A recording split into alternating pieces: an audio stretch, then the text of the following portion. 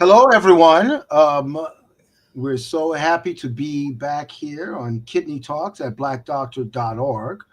I am Dr. Joseph Keith Melanson, and I will be the host today, along with the great Dr. Clive Callender.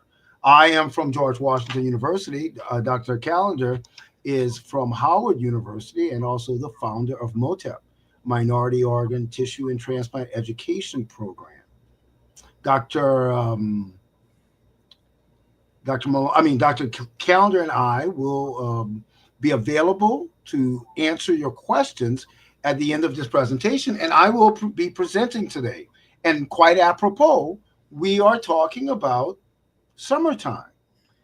It's been particularly hot recently, although in the DC area, it's much, much cooler today.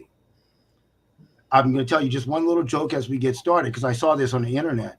And someone, in describing the weather in DC, said that we went from the 90s down to the 50s, just like the weather saw a state trooper. I thought that was pretty funny.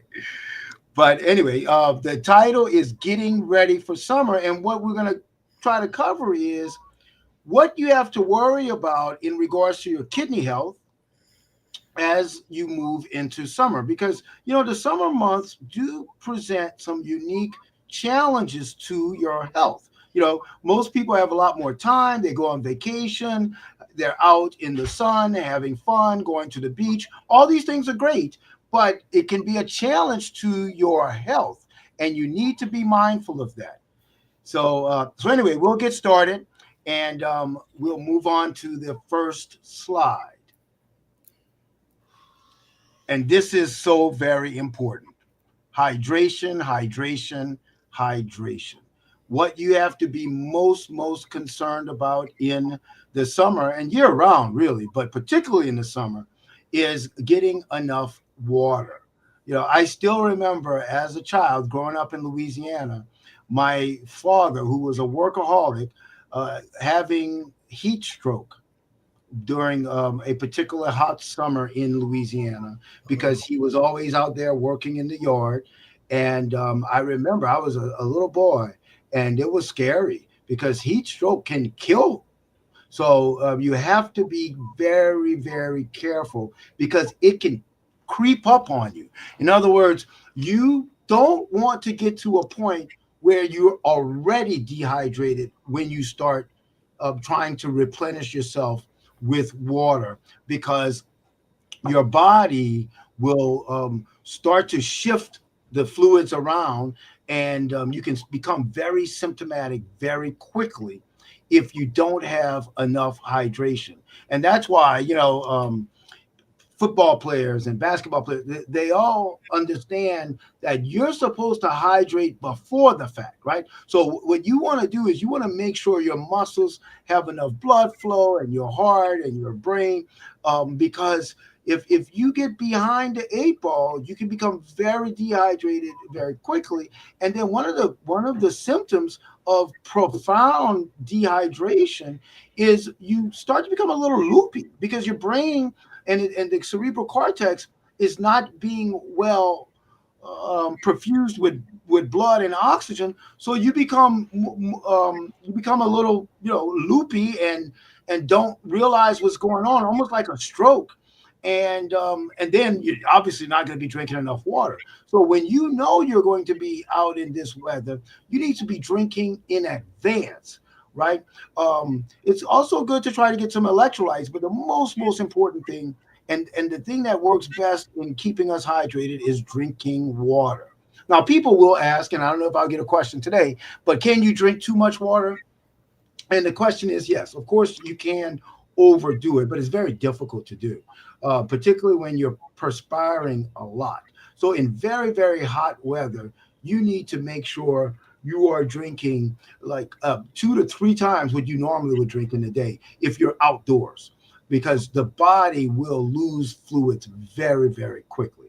If you need electrolytes, then yeah, one of these sports drinks can help. But a lot of these quote unquote sports drinks today have a lot of sugar and a lot of caffeine. And so they're really not good to be drinking when you need fluids. Pedialyte is a little bit of an exception. And Gatorade works in a limited way. And to be honest, and I do this with my kids, it's good to dilute it. So, if you're gonna drink something other than water, you can take Gatorade and water and mix it half and half, and that's better than just drinking a lot of these sugary drinks, because all that does is further dehydrate you.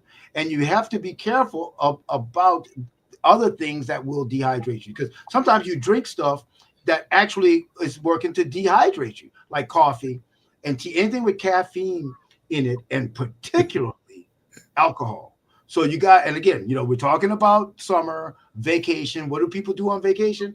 They tend to drink alcohol, and that's not good for you when you're out there in the hot sun. And it's why people particularly get into troubles, at concerts and stuff. They're in the hot sun, they're drinking alcohol, they're getting more and more dehydrated. That's a recipe for disaster. So you got to be careful, and you need to be thinking, for any alcoholic beverage I have, I should drink at least a bottle of water, right? And that way you're not getting dehydrated. But number one, number two, number 3 through 10, in over the summer months, you have to stay well hydrated, period.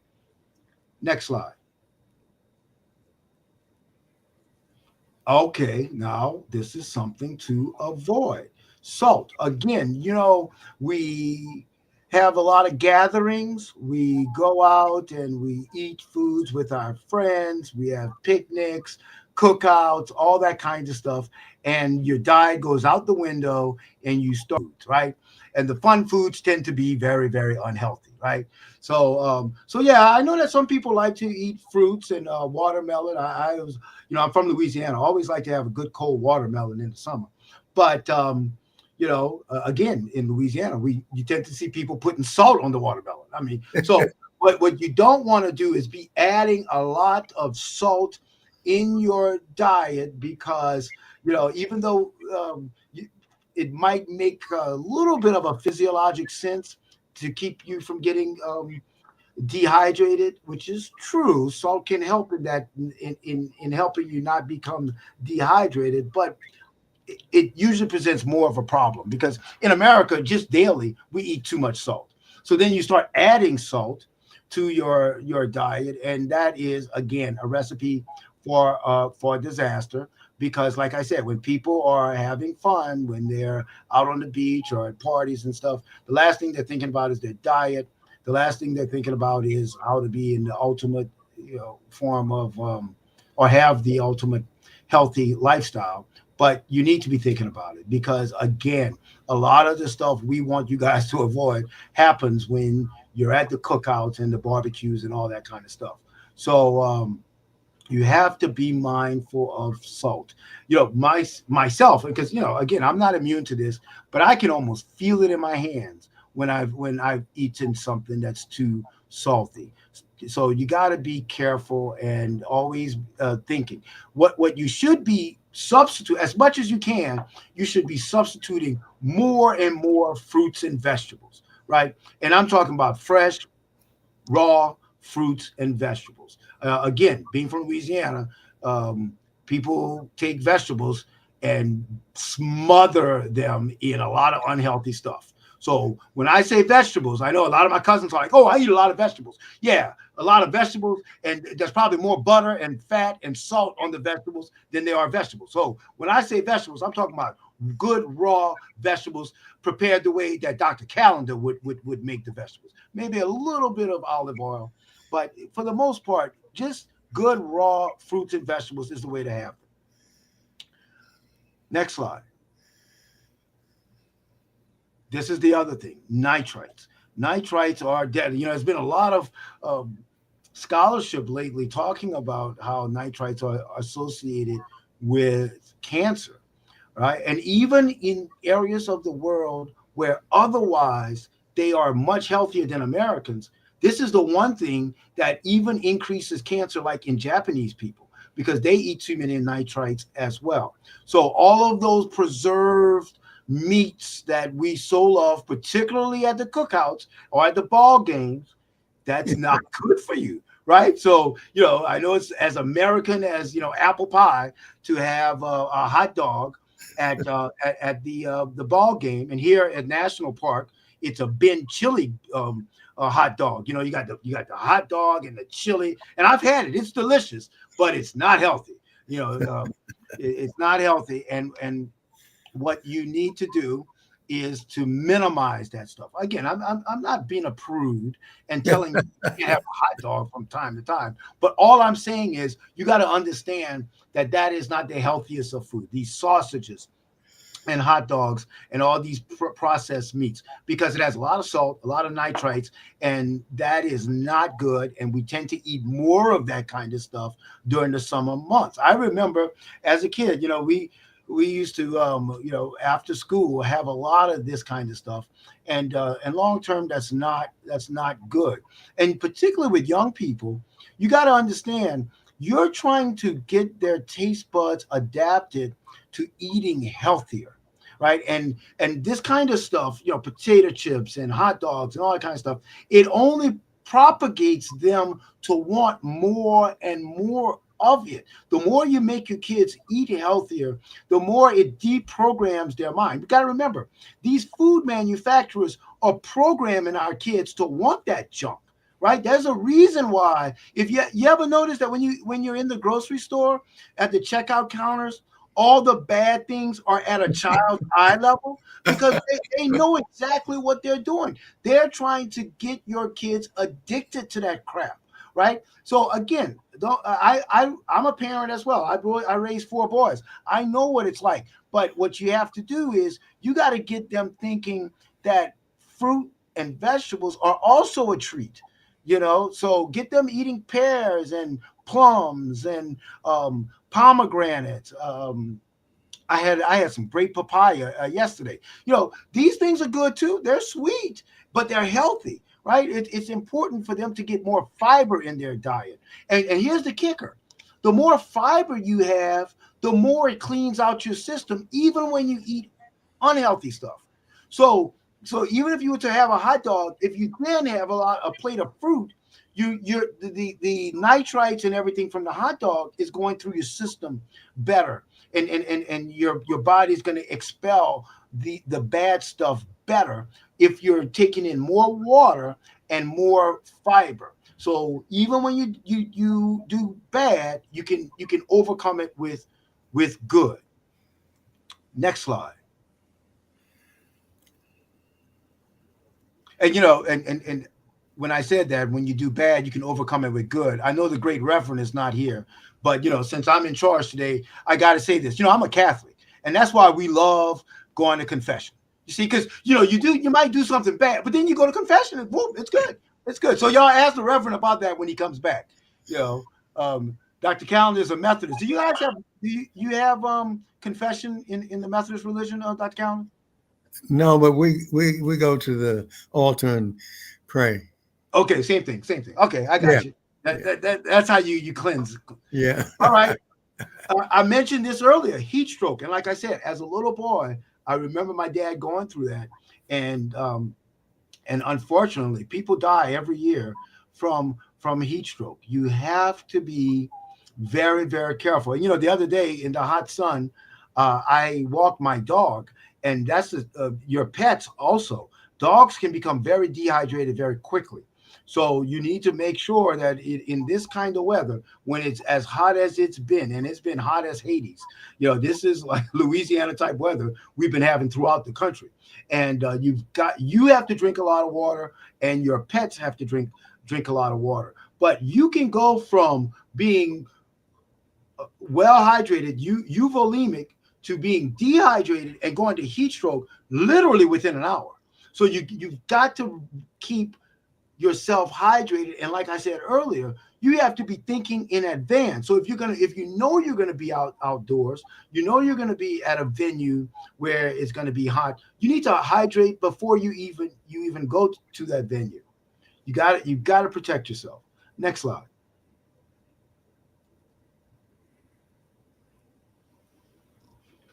Yeah, and this is the other thing that happens in the summer months because, like I said, we're doing a lot more of the cookouts. We're having a lot more of parties. We're going to the beach and all this fun stuff, and then we're not keeping to the sort of diets we may have all throughout the year, and then you can gain weight, and that's just not what you want to maintain good health. So you want to read the labels now. All of these stores are doing a better job, I think, of putting the labels on the labels, the calories, and even recently I was at a restaurant, and all of the dishes had the calories next to it, and I think that's great. And then you realize how many calories are in things that you even used to have regularly, and it can be shocking because again, in this country we eat way more calories than I think we even recognize, particularly when you go out to eat. And that's why I'm always telling people it's much better to cook at home, because at least you know what's going into the food. One of the easiest and best ways to get more people to write good recommendations about your restaurant is to put more salt and fat in the food, unfortunately. So the more butter and junk that they put in the food, the more compliments that they will get. So that's why eating out is not a good way to lose weight. It's a good way to gain weight. And you don't even know, you're thinking, oh, all I had was, well, yeah, but you don't realize that the way they cook that stuff at the restaurant, the way you cook it at home is very different. They're adding a lot of fat oftentimes to their food. So cooking at home and using substitutes for fatty stuff, like I know now I use olive oil or various oils to substitute for butter, because Louisiana cooking, at least in the traditional way that I saw my mom and grandmom make the food, it has a lot of fat, and you can substitute that stuff. But you gotta, it has to be volitional. You got to do this on purpose. You need to be taking those recipes apart and inserting healthier ways of getting to the same sort of taste profile. Next slide. Again, this is what I mentioned earlier. Dr. Callender has spent his life as a teetotaler and staying away from alcohol. That's probably to the benefit of his health, which is why he looks so great, even at his age, well over 80. But alcohol can be very dangerous all the time, but particularly in the summer months, because you add in that dehydration factor, and you take that alcohol and then you add in dehydration, and you can become disoriented very, very quickly. And like I said, this can lead to more dehydration, because alcohol and caffeine, these things um, tend to dehydrate you. And it seems like now, particularly with these young people, they add together these caffeinated drinks with alcohol. So you have two things in the drink that's dehydrating you. You have all the caffeine from one of these energy drinks added to the alcohol, and again, that's a bad combination. A lot of times at the bar, what do they put out? They put out salty things for you to eat, because they want you to they want your mouth to be dry so that you order more drinks. So again, you're eating salty things like peanuts, and you're drinking an energy drink with a lot of caffeine, and then you're drinking alcohol, and you wonder why you get dehydrated. That's what a headache. That's what a hangover is. A hangover is just profound dehydration. You've taken your body, and you just you it's like a dish rag. you've taken all the water out of your body and your brain is like hurting because of dehydration. So no, don't do that to yourself. Like I said earlier, every alcoholic drink you drink a glass of water. That'll keep you from getting dehydrated. It'll also keep you from getting a hangover if you don't overindulge. So you got to be very, very careful with alcohol. Next slide. Yeah, and then again, Dr. Calendar spent his career talking about this sort of thing. Be mindful, uh, pray, meditate, take care of your body, and that's just overall wellness. And this is a song we always sing on this broadcast, but it's so very important. With my team here at the hospital, I've been preaching this concept of decreasing your own anxiety.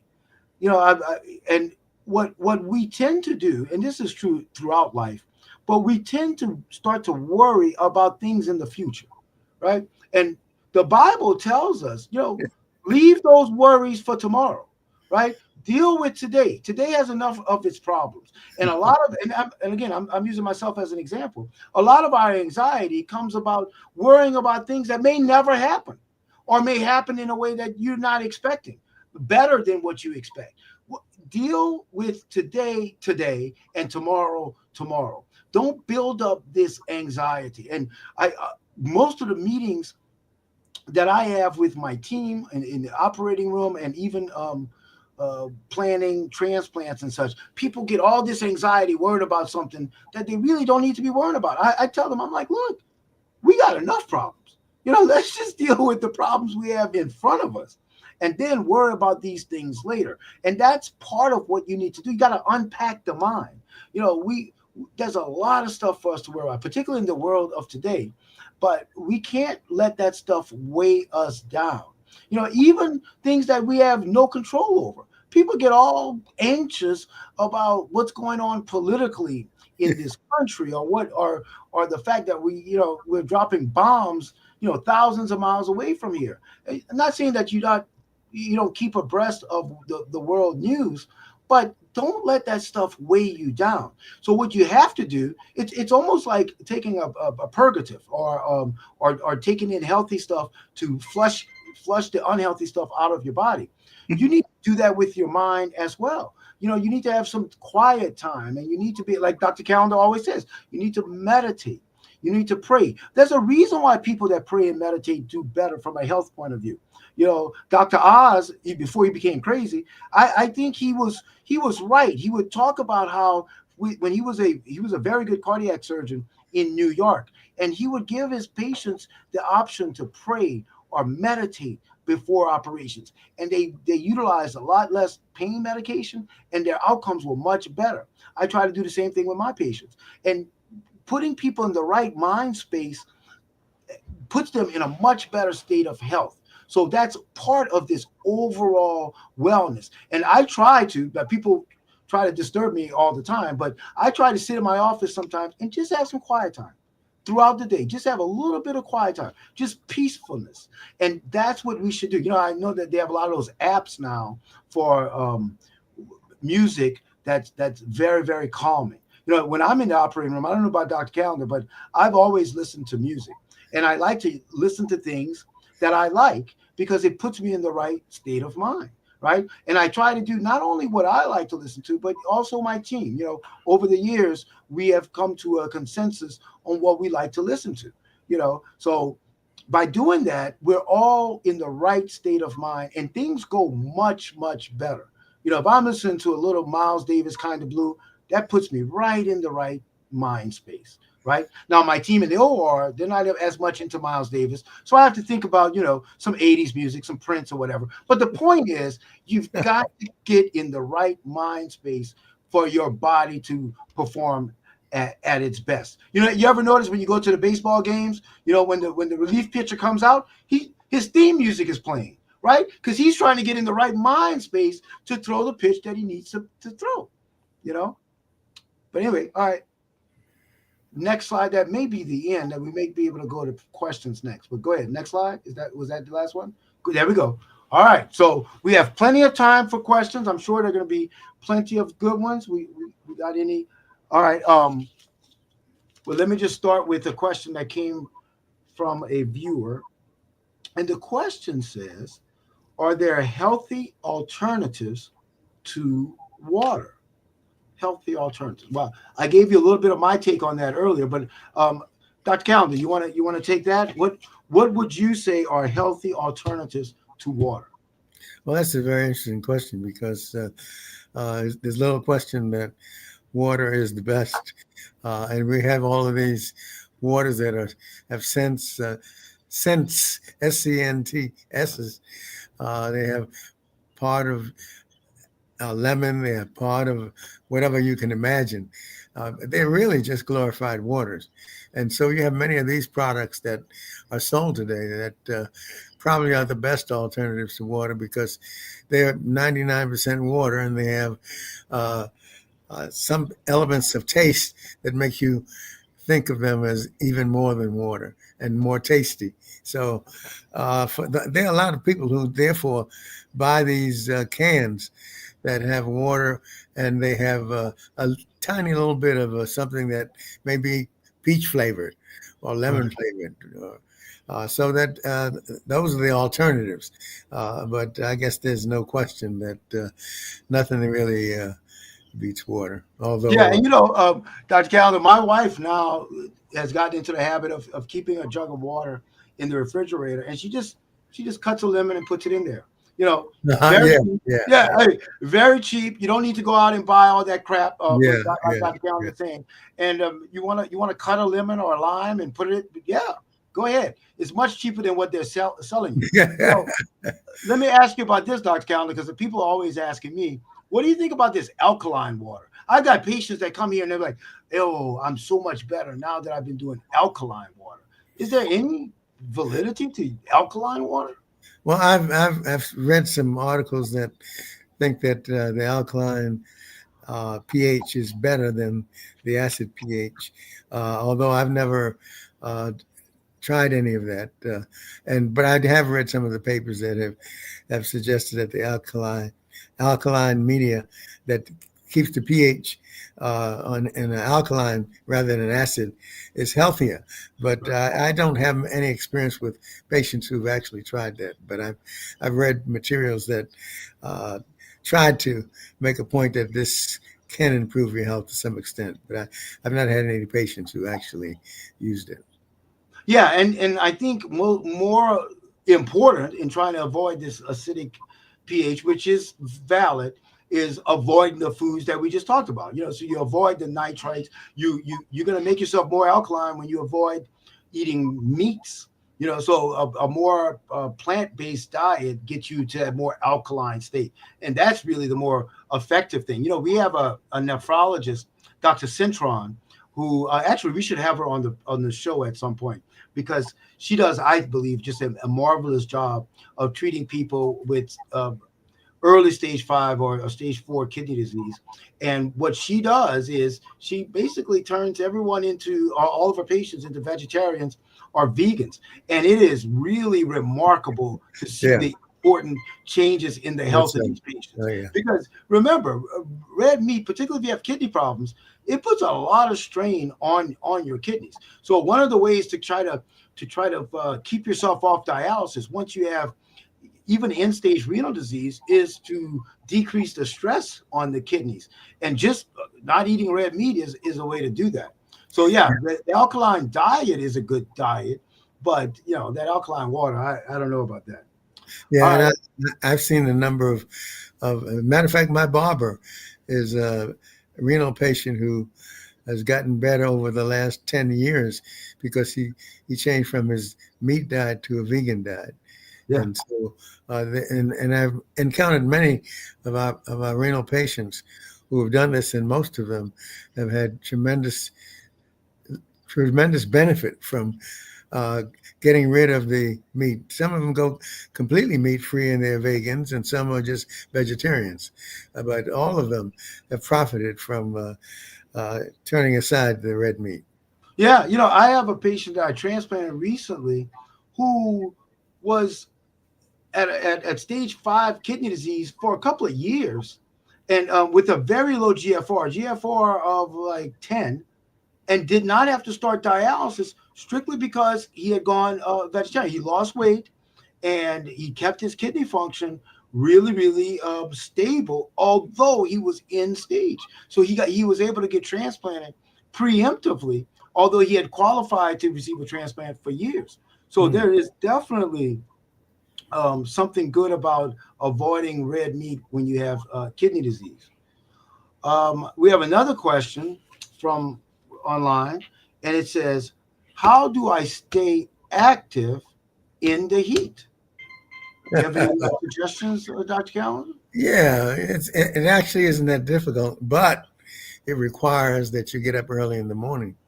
Because if you look at the temperature, usually it's not until around 10 o'clock that it starts getting above 70 degrees.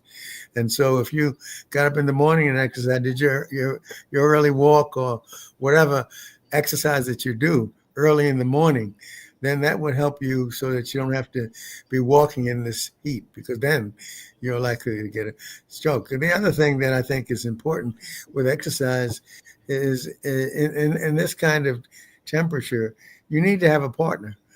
You shouldn't be walking alone, because one of the problems if you have a heat stroke is that your mind is not functioning, as you've already mentioned. And so if you have somebody with you, they can really make an early diagnosis of the fact that you're not acting right and that maybe you are having a heat stroke, which, as you already mentioned, kills people. Yeah. Many Okay. have died from heat stroke. So Yeah. Let me ask you. Then obviously you've been in good health throughout your life. As you get older, are there things you have to do to adjust your exercise? Like as you get up in your 60s and 70s and beyond, you can stay active. And are there things that you do differently now than say 30 years ago? Yeah, well, for example, I'm 88 now, and so I've gone from from doing my walking exercise and meditation from 2 hours to 1 hour every morning. So that, and then I do an exercise regimen in the evening, which is much shorter. But that's the only change. But I think the one thing that is a truism is that when you get above 40, exercise is mandatory, not optional. It's mandatory. Yeah. The only question is, how much time do you spend? They recommend 150 minutes as a minimum per week. But most of us do more than that, but that's the minimum. But I think that the combination of meditation and exercise is something that is good to maintain in order to live to be 50, 60, 70, 80 and upwards. One of the things that's coming out in the research as they do more and more research on Alzheimer's disease and various types of dementia and things of that sort, diet is so important. So there's a linkage to your vascular health and your brain health. Obviously, we talked about nitrites. There's definitely a linkage with all these nitrites and more dementia type of diseases. For you, Dr. Calendar, like you said, you're 88 years old. Your brain obviously is functioning very, very well. Do you think there are things you've done throughout your life, particularly as you've gotten older, that's good for your brain health? I'll just give you an example. I'm always telling my older patients, it's important that, when you retire or whatever, you don't just kick back and just, be vegetative in any sort of way, that you got to keep that brain working. Are there things that you do now or that you've been mindfully doing to try to keep your brain as sharp as it is? Well, I haven't changed really in anything that I've done because I'm still writing papers. I'm still teaching. I'm still doing everything except operating. I miss operating, but I do everything else. And I think that many studies that demonstrate that the more you keep your brain active, the more you deal with checkers and chess and brain games, the better off you're likely to be. When you combine those things with what you mentioned, loving yourself, take care of yourself, uh, having a plant-based diet, eating a lot of fruits and vegetables, exercising, meditating. Those are the things that will help you. A lot of it can be genetic, but epigenetics is even more powerful than the genetics. So that the healthy lifestyle is probably what's so important. And as you mentioned, that hydration, particularly when you get into the summer months. Yeah, yeah. And you heard what I said earlier about meditation, praying, and that stuff. And I again, I always think about you because you've always been a proponent of that. But have you seen how that has manifested itself in your patients and their outcomes? That people that are more likely to have good brain health or good skills in meditation and praying, that they do better Well, without. it's so personal.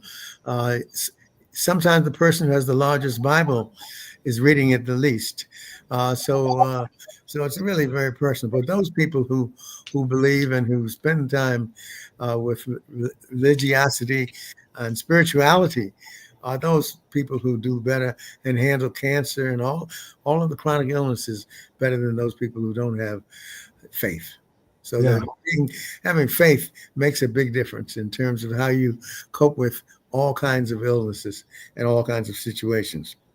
yeah, You yeah, mentioned an important comment that's easier said than done, and that is, as the Bible has said, exactly what you said, that deal with the problems of today, and don't worry so much about things of tomorrow, because many of them you can't control anyway. So it's important to have faith, and if you have faith, I often wonder how people without faith can cope in this world, because this world is so complicated and associated with so many good people, yes, but yes, so many bad people, and so many people who aren't compassionate, caring, kind, and loving, and I think that that's another aspect of health that we tend not to think about, having a faith, having a God to believe in. yeah. No, I totally 100% agree with you. And like I said, I think about this a lot because I know that's been something that you have really pushed throughout your career, is to be this total healthfulness kind of thing. And like I said, I've seen that in my own practice.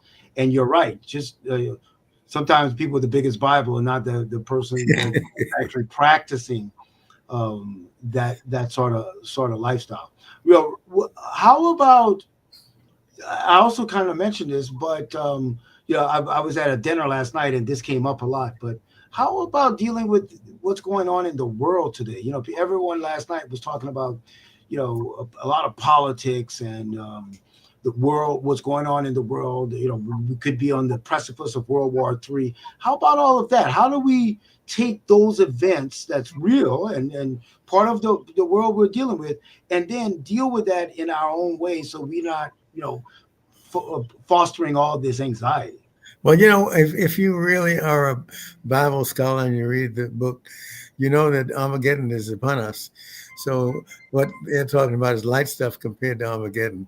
So when you balance that, and if you balance what is to come and then what is promised to come, you realize that some of the stuff that we're dealing with is light stuff compared to what will actually happen when the end times actually come. And if you read the Bible and you're a Bible student, and all religions really address the apocalypse, the time when Christ shall come again, and that is the worst of all times. And so if you really believe that, then you recognize that these times, though they're hard, they're not competitive to what really can happen at the end of times. And so I've become, the older I've gotten, I probably read the Bible more than I ever did in my life, except when I was actually uh, 12, 13, I was a real avid Bible student, but I read it more now, and I understand it more now, and I balance. It's all about balance, understanding what you have today and what is to come, and understanding that whatever is going on is nothing like what could happen, and so that's the balance that I have that helps me address the problems of the day. You know, my wife liked to watch a certain television program that talked about all the horrors of the day, and I resisted that. I told her, when I'm in the room, please turn Fox TV off. But so that I had a different perspective about worrying about what's going on. As you said, you want to know about what's going to some extent, but you cannot obsess about it. You have to understand to change the things that you can change and be willing to accept some of the things that you can't change and understand that you're powerless to change many things. So you change the things you can and accept the things you can't. Yeah. So we'll lighten it up a little bit. Let me ask you this question.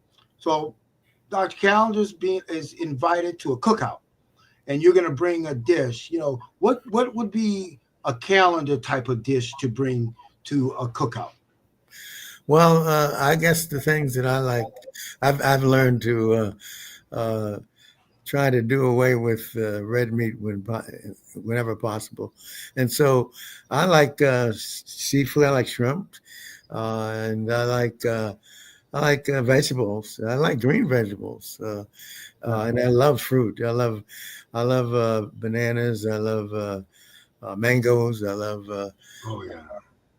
oranges. I love apples, and so fruit is a wonderful thing. So the seafood, especially shrimp, are things that I would really like. And then, of course, you mentioned fiber and the things that allow food to go quickly through the gastrointestinal tract. Beans and those kind of things are good. You know, I remember when I was growing up, I used to stay away from baked beans because, but A lot of flatulence.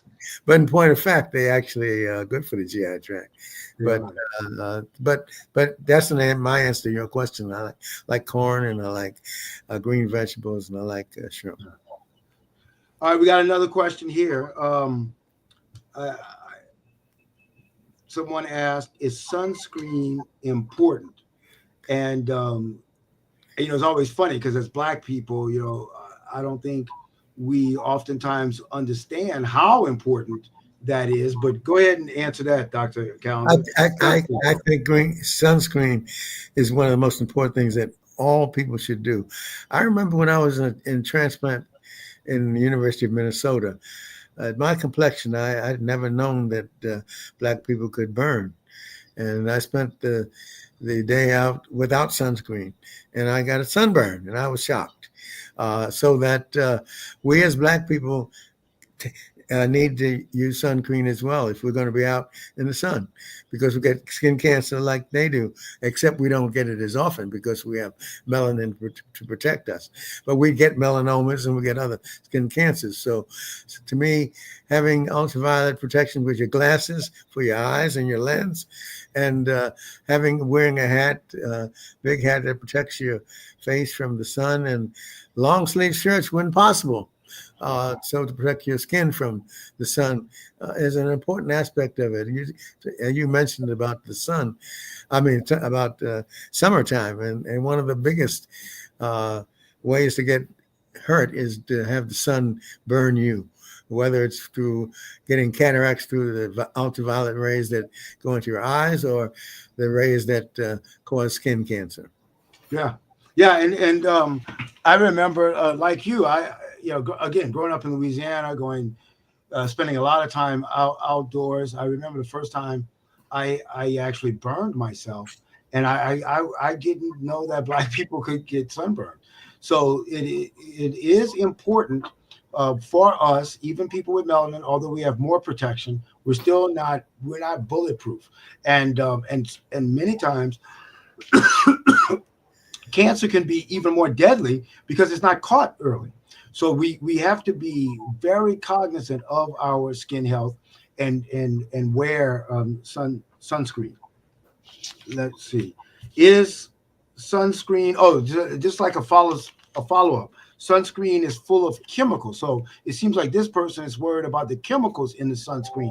You want to speak to that, Dr. Calendar? Yeah, and I think we have one of our guys in our group, John Buchanan, who's also a scuba diver, and he talks about the fact that some of these sunscreen screens have chemicals that actually kill the flora and damage everything. So that it is important to get those sunscreens products that don't have the chemicals that kill the plants and the flora that allow for the fish to be healthy, so that when we eat the fish, we don't get diseases as well. So, Right, right. yeah, so that's an important aspect of it.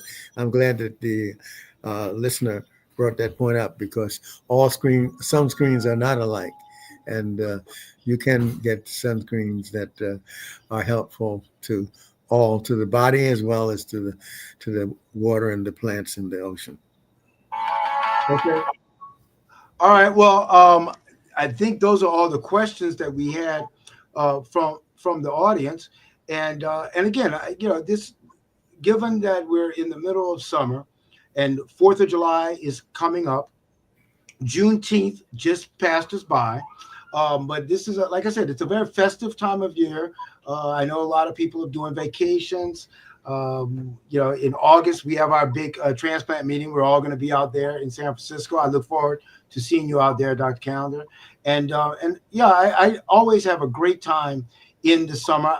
I must admit, even though I'm from Louisiana, I've never liked the sticky, hot summers of my youth. But summertime is still fun. The kids are out of school, and you're spending a lot more time with the family. But you can do it in a safe way. You got to stay active. Dr. Calendar made a great point of just getting up early in the morning. And studies have shown that the earlier you do that exercise, the better it is, because it sets the pace for the entire day. So the earlier you start that, the more calories you tend to burn. You actually tend to eat less throughout the entire day the earlier you start. And if you get an early morning exercise and a good breakfast. And the other thing that I always try to focus on, because again, growing up down south, I would eat a lot of things that now is not part of my diet. But you get accustomed to eating a lot of nitrates, a lot of bacon. I don't eat pork anymore, but bacon and sausages, all this stuff you think you have to have for breakfast. And you realize, as I've traveled around the world, and people eat much healthier, you realize this is an American thing. You don't see people, maybe in Germany, but you don't see people eating all these sausages and biscuits and all that stuff for breakfast. They eat a lot, like you said, Dr. Calendar, they eat a lot of fruits. And I was telling this to a patient the other day, because they were talking about juicing and juices and all that. And I said, when you're juicing, all you're doing is taking the good part of the fruit and throwing it away. I mean, the good part is the fiber. You talked about that, Dr. Calendar. You want the fiber. When you take the juice, there's a reason why you're gaining all this weight and eating all this sugar, because you're now just taking the bad part of the fruit, or the least healthy part of the fruit, and eating it or drinking it. So eat a lot more fruits and vegetables, whole, raw.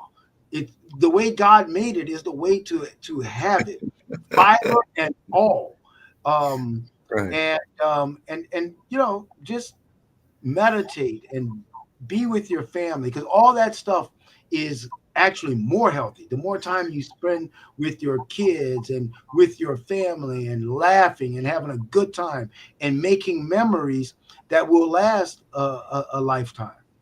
Well, So one thing you didn't mention is the fact that what you just talked about is what keeps the kids away from that real menace, which is the screen.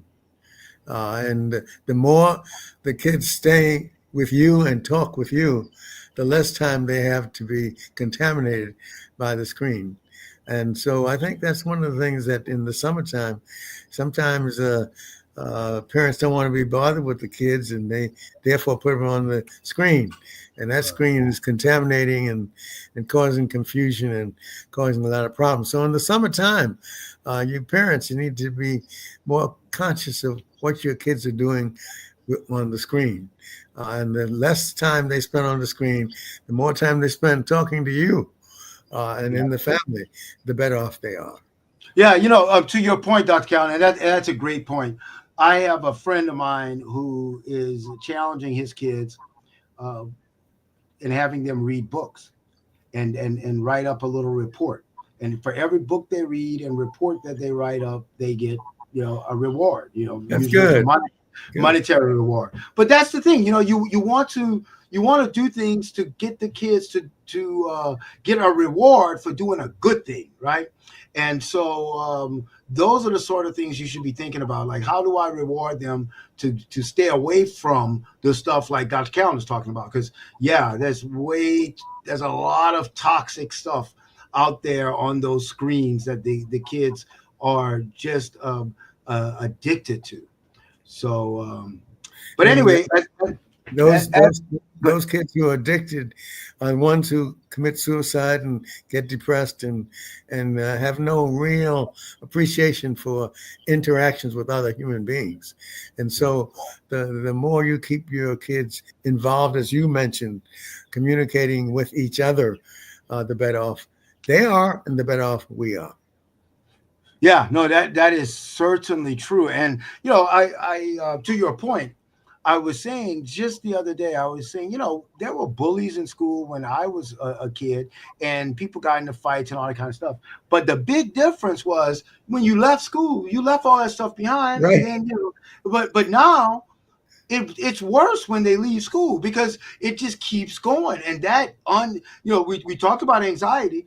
That anxiety is what leads to the depression, that leads to the more suicide. So that is particularly true. That I now you have certain school districts that are outlawing the kids having phones and such, and that's the reason, because so much pressure is coming from dealing with the screen 24/7. So Yeah, well, and I think it's ironic that if you don't know what's going on with how to use the computers, et cetera, you can't survive. But then on the other hand, if you spend too much time, you don't know what communication and what social structure is all about. yeah, I just had a friend. She just came back from a vacation, and the vacation was not just to go to a beautiful area of the world, but the one thing that they do is you can't have a cell phone. So you have to get rid of your cell phone. They take it as soon as you arrive. So you can't have a cell phone. There are no televisions, no radios. You're just immersed in just the atmosphere. And she said it is so peaceful that because you're just that you're may just be the unplugged. most that may be the most important part of this talk, is for us to recognize that you can't be communicating between one person and another, and that this social media, which is great in its own way, is equally harmful. Yeah, And so for the summer, spend more time with your family and right, less time right. on the screen. Yeah, I totally agree. And we have this rule. Well, when my kids were younger, we had this rule that when we sat down for dinner, that everybody had to turn off their cell phones or get rid of them. And I think that's exactly what you're speaking of, because some of the best interactions is just face to face, right? I mean, the kids. I mean, I remember one time being at a dinner and my kids are texting each other at the dinner. Oh no, And I'm like, no, I mean, your no, brother is sitting across from you. Talk oh to him, no, you know. no. But we learned, and we Yeah. started taking, confiscating the phones and saying, no, we're family. We're having dinner tonight. We're gonna talk old fashioned style. But Well, sometimes it's the old-fashioned things that make the day, and we're learning the hard way that compassion and caring one person for another is still the best way. yeah, no, it is true. And I'm going to put one more plug in I'm a big fan of golf, so I play a lot of golf. But the other thing to do, talk about activities, whatever you like to do, then do it during the summer, because that is a way to get activity without even thinking about it. So if you like to play tennis, if what's the new game that they all play now, Alexander? Pickleball, yeah, pickleball. Even though I've seen some pickleball injuries, but pickleball, walking, whatever you like to do, swimming, just do it. I know as people get older, they want to spend more time even doing exercise in the pool.